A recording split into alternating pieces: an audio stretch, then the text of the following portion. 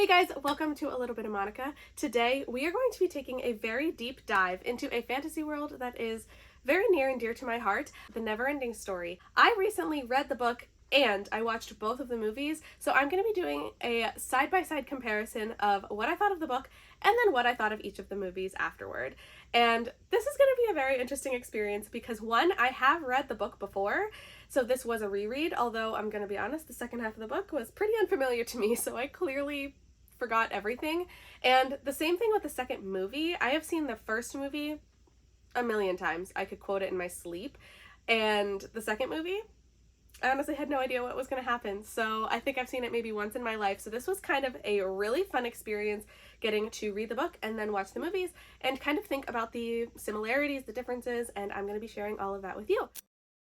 First, I am going to share a little bit about the book. Originally, this book was published in German in 1979 by Michael Ende. Then it was obviously translated into a lot of other languages. So I have this copy here, which is kind of like the original cover. And then I also have the penguin cover, which is just kind of more fun, whimsical, and I'm going to be honest, it's kind of a better reflection of some of the characters that are in this book as far as their physical appearances as they're described. I also ended up reading from both copies at one point. This one's like a lot floppier, but this one, it just feels a little different to be reading from like the classic style, and so I ended up reading from this one mostly. So we are going to follow a little boy named Bastian. Basically, he ends up stealing a book from the local bookshop and he takes it into the attic of his school while everybody else is downstairs having classes. He is locked himself in the attic so that he can read this book. Bastian is the type of kid who he loves fantasy. He lives in his own fantasy world. He is going to be reading the story of the Neverending Story, which is about the world of Fantastica. So Fantastica is full of all of these fantasy creatures and lots of different things. There's no boundaries to Fantastica. It's kind of wild. But there is something called the Nothing that is kind of plaguing the world. It's basically like a black hole. Things are just ceasing to exist. They're being sucked out and not existing anymore. And the whole of Fantastica is looking to the childlike empress, who is kind of like the embodiment of their hopes and dreams. And she is deathly ill, so she can't really help them right now. So she finds another 10-year-old boy named Atreyu to go on a quest in order to find the cure for whatever is plaguing the childlike empress. So basically, for the first half of this book, we are going to be following Bastian reading the story about Atreyu's odyssey to find the cure for the childlike empress and thus how to save Fantastica. Sound confusing? Yeah, it kind of is, but that's literally only the first half of this book. We are going to follow Atreyu's journey as he, encounters monsters, meets a lot of new creatures, new characters. The absolutely beloved Falcor the Luck Dragon is a really well-known one, and it's just this whole adventure that he goes on, and there's a lot of really fun things that happen, there's a lot of really sad things that happen, and yeah, it's just this wild ride. But at the end of kind of part one of this story, Bastian discovers that as he was reading the story, he was becoming a part of the Neverending Story himself, and he ends up being the human child who must rename the childlike empress in order to save Fantastica. So Bastian, as a human boy, then becomes kind of like sucked into this fantasy world, and he is the solution to their problems. And after Fantastica is kind of no more, he gets to help rebuild it from the ground up. The childlike empress gives him the ability to make wishes that are going to recreate Fantastica from Bastian's mind. He literally gets to create his own fantasy world and see it come alive before him, and he is loving this. I mean, it's kind of every kid's dream, right? To create a fake world and then have it become reality for you. And that's exactly what happens. The second half of this book is Bastian in Fantastica, the Fantastica that he is rebuilding, and he's basically making these wishes and creating a more and more expansive and beautiful world. However, he doesn't realize at first, but over time it is discovered that every time Bastian makes a wish to create more of Fantastica and expand his fantasy world, he is losing the memories of himself and his life in his human reality. And so over time he starts to forget that he went to school, he forgot that he was reading a book, he forgot about his dad, and all these things, and it starts to become a pattern that he can't recognize, but everyone around him is, and it becomes quite a bit of contention until he has to face the music, make some very, very difficult decisions in the end in order to make it back to his actual human reality. This story is really, really expansive. It has such a huge world building element, and I am so impressed by the world that's created here. I could never even begin to create the kind of magic that the author has clearly done here.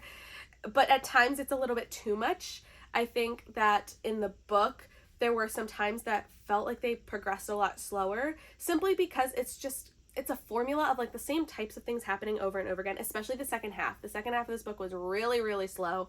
I feel like Bastian was making a wish, something bad would happen, and then they'd have to fix it, and then he would realize that he was forgetting something, and then he would make another wish, and then he'd have to fix it, and it was just this like pattern that kept continuing, but it wasn't really feeling like the story as like a plot itself was progressing a whole lot. And so yeah, the second half was a bit of a slump for me, I'm gonna be honest. If I wasn't reading this for Kelsey from Slime and Slasher's book club, the Midnight Book Society, and planning to also watch the movie so that I could do this comparison, I might have DNF'd this at about 75%, because that last quarter of the book was really rough to get through. I didn't have an audiobook, just with my eyeballs and with such a deep and heavy world building. It was kind of crazy. I'm impressed with myself for getting through this, honestly, but I know that I love the world of Fantastica. I love the characters, and yeah, it was a lot to deal with. I think also it didn't help that in the second half, I really started hating Bastian as a character. Let me back up for a second. Basically, in the first half of the book, Bastian is a main character, obviously, because he is the human boy that's reading the story, but Atreyu is the one that we are following. We are following his story. He is the main hero here, and so, like, I consider Atreyu to be more of the main character in the first half, and in the second half, we get Bastian as the main character, and it is a severe tone shift, and I'm gonna be honest, I didn't like it. I don't like Bastian as the center. I didn't think that he was a good lead character as far as the way that he was written to be a bad character. Like, there were reasons he was written that way, and I get it, but I didn't like it. I didn't like him. He was annoying, and yeah, I just don't want to read about an annoying character, even though it was for the plot. He was devolving himself and becoming kind of like a jerk to everyone around him, and that was on purpose, but like it didn't make me want to keep going. So yeah, that was a little difficult to get through, but all in all, I ended up giving this a 3-star rating, maybe 3.5, because the first half is so good. It is faster paced, it is giving you fantasy and adventure, and just it's a lot and it's fun. The second half though, the second half was rough. Now, I want to stop talking about the book really quick because I want to jump into the movies.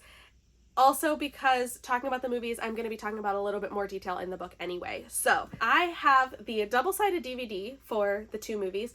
The original Neverending Story movie was released in 1984, and 6 years later, they made the Neverending Story 2, The Next Chapter, in 1990. Now, I have watched this movie an infinite number of times in my life. And this one, I think I can count on one hand, and by one hand I mean probably 2 fingers, how many times I've seen this movie. I know I saw it when I was really young with my sisters, but none of us liked it, so we never watched it again, and there's a reason for that. Because I don't think I'll ever watch it again after this experience either. So the first movie, I want to touch a little bit on our 2 main characters, aka our 2 main actors as well. Barrett Oliver plays Bastian Balthazar Bucks, and I absolutely love this kid. I think he's adorable. He's got that button nose with the almost bowl cut brown hair. It's just adorable. He's so cute. And then we have Noah Hathaway playing Atreyu, and yeah, this movie came out way before I was born, but Noah Hathaway was still one of my childhood crushes, okay? This kid was adorable. When I was his age, man, I thought this kid was everything. But these are our 2 main characters. I absolutely love them, and they are going to give us some absolutely incredible performances in this movie. And while I was watching, I decided to vlog if I ever had anything that was like super emotional or things just like hit me really hard. I ended up pausing the movie to vlog a little bit, and I want to share with you the first clip that I stopped the movie for because it was too good. I had to talk about it. First of all, I've nearly cried. We are very, very early on in this movie. I have nearly cried simply from the soundtrack. The soundtrack of this movie brings me every single ounce of joy. So just hearing oh man, like when Atreyu first goes off into his journey, his quest, and it's the da da da da da da da da. I'm literally crying. Like, it's just so exciting. But I laugh every single time the story jumps back to Bastian in the attic reading the book, because we just got the scene where Atreyu and Artax are stopped, and Artax gets Atreyu awake so that he can eat. And he's like, oh, I know what you want. It's time to eat. That's a good idea. And Bastian is in the attic and he says to himself, no, that's a great idea. And then he gets out his lunch, which is like a peanut butter and jelly sandwich that he made that morning. And he takes one single bite. Like, you can see the sandwich. He took a single bite out of the middle of the edge. And then he stops and says, no, not too much. We've still got a long way to go. And first of all, I love that line. The line delivery in this is iconic. But the fact that he took one singular bite of his sandwich and was like, no, I got a rash in this thing. Bastian is too much. I freaking love this. It's true. I freaking love Bastian. I think his reactions to reading the book in the attic is absolutely adorable. The way he is so invested, he is yelling, he is screaming, he is commentating, and he's like leaning up on the book. He's got candles lit so that he can read it, because there's like half the time no electricity in that attic. It's such a time, and I love him for it. I think Barrett Oliver did an absolutely fantastic job portraying this kid, and that scene just cracks me up every single time. But on the flip side, there is another scene, and this one's with Atreyu, that is probably one of the most well-known scenes of the movie, because it's one of the most traumatizing scenes that children have ever watched. And yeah, I also had a pretty strong reaction to this one as well. I spoke too soon. We're going into the swamps of sadness. It is no longer the best time ever. So if anyone is familiar with the story, the Swamps of Sadness is, yeah, it's a pretty tough one between Atreyu and his horse Artax. Now, I want to compare this to the book really quick, because I can't tell which one is more traumatizing for me. At this point, most people have seen the Neverending Story, and you know what I'm talking about. It's the scene where Artax sinks into the Swamps of Sadness, and Atreyu is yelling to him, trying to get him to keep moving forward, to not let the sadness get to him, and he ends up losing his horse through this process. Now, it is emotional. It is hard to watch in the movie, especially as a kid. But the book,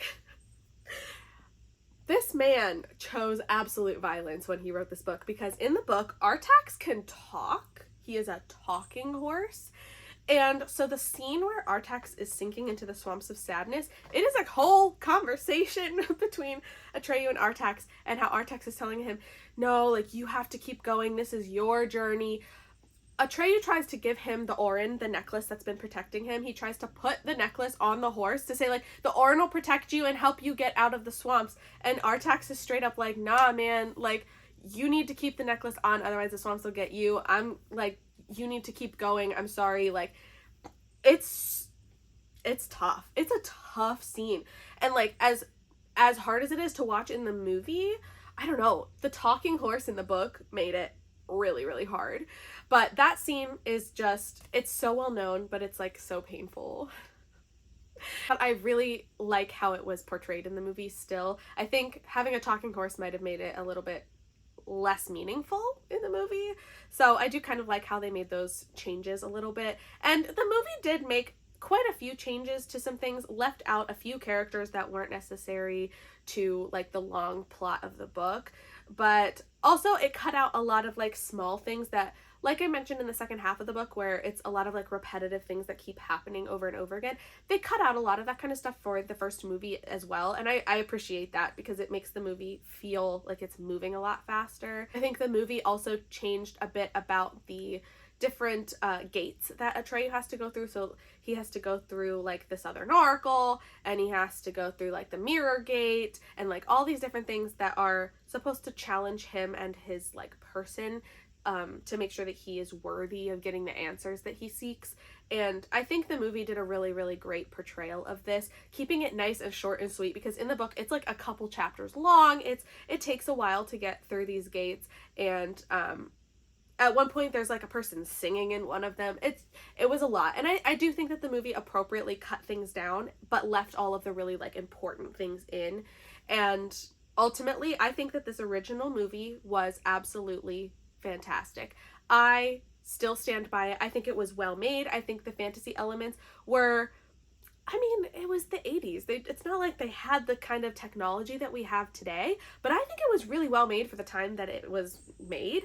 And I think that this movie does, in fact, stand the test of time. I think it can still be watched by people today, kids, adults alike. Obviously, adults who watched it as a kid will probably have a more strong connection to it. I know my husband does not really care for the Neverending Story, but he also didn't watch it as a kid, and I did. So that's like a little bit of a difference there, but I think it's still a fantastic movie. And the way that it comes to the end, where Bastian is discovering that he is the human that has to save the day, basically, and he gets to help rebuild Fantasia and experience it for himself. And I just think that that is such a fun thing for a kid to get to experience, and to watch on the screen is a lot of fun. But I do want to get into the second movie, because this one's going to be a lot more negative. I talk really positively about the first movie because of how much I love it, but the second movie, it's rough, let me tell you. I will never watch this movie again.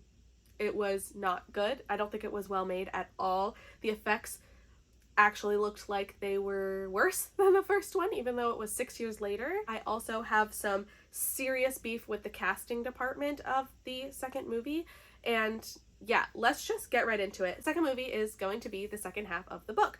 Does it follow it super well? I don't think so. We are going to be following Bastian, obviously, as the main character. He is going to be going back into Fantastica, so the end of the first movie is him back in the real world. Where in the book, he never leaves Fantastica in between these, like, kind of plot points. In the movie, he does. So they have to explain how he gets back into Fantasia, which is fine, I get it. But here's the beef that I have.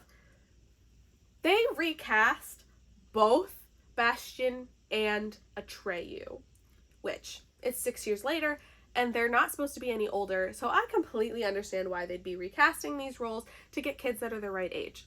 I have no issues with this.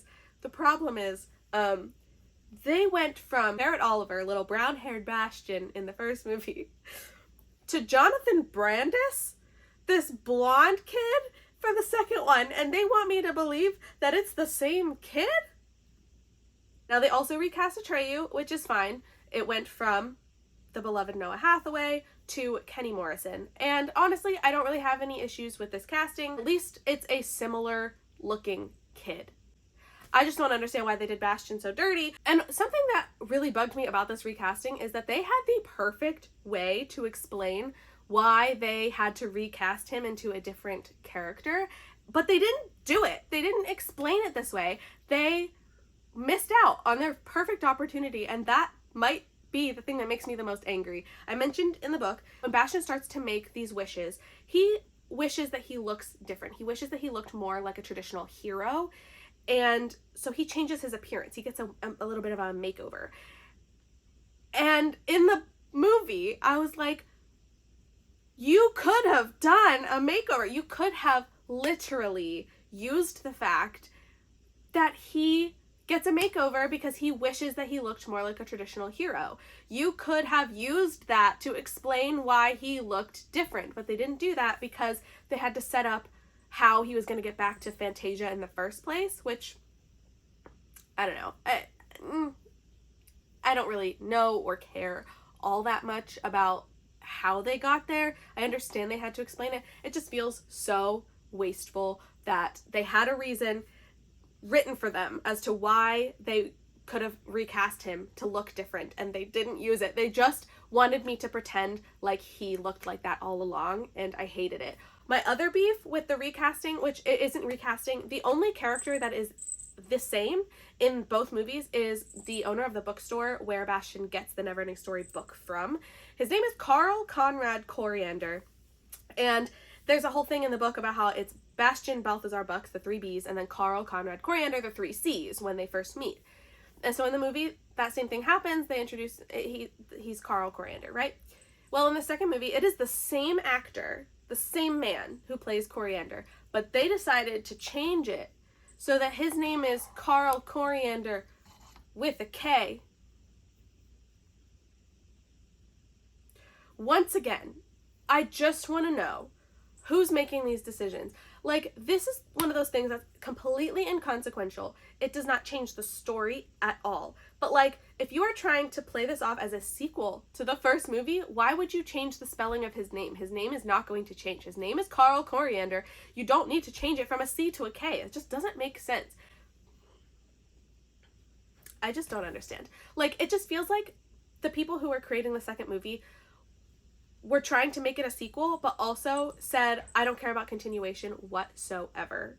Like, they just truly didn't care. It almost feels disrespectful to the first movie that was so beloved for them to create the second one and truly throw away all the things about the first one that people, like, it's maybe it's not people's favorite things about the first one, but, like, it just feels like they trampled all over it, and I'm not a fan. But let's get into the story itself, because those things were problems of their own.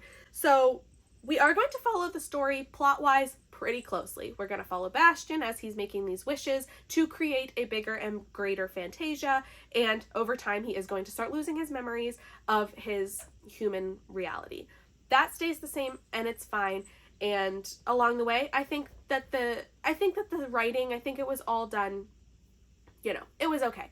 But some of my biggest issues here are with who they made the main villain out to be in this second movie. Because in the second movie, Zaida is a character who's introduced. Now, she is in the book, but in the book, she is introduced as a person that they meet along the way, and she recognizes what's going on with Bastian and the memory thing, and she recognizes that this is a thing that she can kind of take advantage of if she's careful. So she starts to kind of manipulate him a little bit, get close to him so that when he falls apart, she can step in and kind of be powerful. But she sees an existing problem and manipulates it. In the movie, Zaida is the big bad. She ends up being the reason that he forgets all of his memories from the real world, and I hated that, because I think that the main lesson from the book was completely erased in this second movie, when it's this random lady who's wearing like a sequin tight fitted dress with like sequin wings, and she's the reason that he's forgetting everything, and like she's orchestrating it all. And then when they defeat her in the end, it's because he wishes that she had a heart. Gag. Like, seriously? It was like the most pathetic type of ending. I couldn't. I was so fuming at that point. It just felt like it completely negated all of the really like heartwarming lessons that the book provides. Because ultimately the lesson in the book that I think is so brilliant is, for the first half of the book, we are learning the magic of fantasy and how Bastian is able to, you know, truly envelop himself in this fantasy world and fall in love with it. And kind of the magic of reading. We're experiencing that when you pick up a book and you read it, you become a part of that story and you get to live in that world and experience it with those characters and really appreciate that. And we get to see Bastian do that, and it's just really cute kind of story. And then in the second half, as Bastian is rebuilding this fantasy world and he is living it for himself and he's forgetting his own past, the lesson becomes, it is perfectly okay to be a part of this fantasy world and to want to build it and to want to experience it and love these characters and live with these characters and go on these adventures, but you can't do it at the expense of forgetting who you are and where you come from in your real world. It's basically the lesson of reading books and experiencing fantasy is absolutely wonderful, but you always have to be able to return to your real world. You can't use it as a permanent escape. Escapism, I am here for it. I love escaping into a fantasy story, but the truth is you always come back to the real world because that's how life works. And so that's kind of the story, is not letting the fantasy take over your life so much that you forget to come back and live in the present. And that lesson is completely erased when Zaida, this person, becomes the reason that he's forgetting everything. I just really hate how they did that. Also want to say, this just popped back into my brain, and I did vlog this part while it was happening because I was so just disturbed by what was happening on the screen. Is it too late to quit watching this? This is an actual nightmare of a movie. Oh my god, I hate this. I hate this. for reference, this was what was on my screen at the time that I was recording that. Rockbiter is a character that we get introduced to in the first movie. He has a crazy, ridiculous name in the book as well. I can't even try to pronounce it for you. It was like 15 letters long. But he has a baby in the second one. And I'm not opposed to him having a baby. I'm not really sure where it came from because I'm pretty sure he's the only Rockbiter left. But this is the most terrifying baby I've ever seen in my whole life. I'm gonna have nightmares of it. Like, seriously? Seriously? Who wrote this? Like, truly, I will never forgive whoever decided to put a rock baby into this movie. That was such an inconsequential thing. Like, it didn't make a difference in anything, but it was terrifying, and I hated looking at it, and it really made me question my decisions of even watching this movie in the first place. It was just, you know. Anyway, we're gonna move on from that so I can stop thinking about it. I will never seek out this movie again. It was just not good. I don't have anything else to say that doesn't just make me really sad, because I wanted to like these movies. I wanted to like the second one especially. Obviously, I love the first one. I will always love the first one. But the second one just felt like such a disappointment, and it truly kind of takes away a little bit of the enjoyment knowing that they truly ripped apart the second half of that book, and decided to like rewrite it for themselves and change everything. Now, I know I talked smack on the second movie a lot, and there's obviously good reasons for that, but ultimately, I really liked being able to do this. I really liked getting to read the book and experience this world and live in it for a few days, and then getting to watch the movies. It was just such a fun time. I love doing both of these things, and this was such a fun experience. If you have not read the book and you are a fan of epic, high fantasy, Odyssey, adventure style stories, give it a try, see if it's for you. I will tell you the second half is a little bit slower, but honestly, like, it's a classic and it is a fun experience.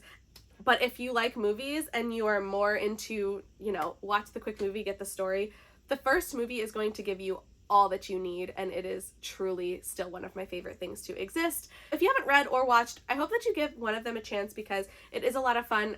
Just skip the second movie. I promise you will thank me.